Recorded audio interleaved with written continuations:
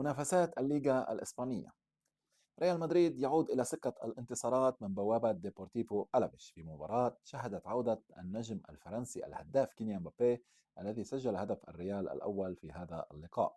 طبعا النادي الملكي بهذا الانتصار اقترب أكثر من فريق برشلونة في صدارة الدوري الإسباني، وكتيبة تشابي ألونسو ارتاحت قليلا بعد أن تعرضت للكثير من الانتقادات بعد الخسارات المتتالية التي تعرض لها الفريق، وخاصة في دوري أبطال أوروبا أمام فريق مانشستر سيتي. حتى بعض الصحف حتى تحدثت كثيرا عن إقالة تشابي ألونسو.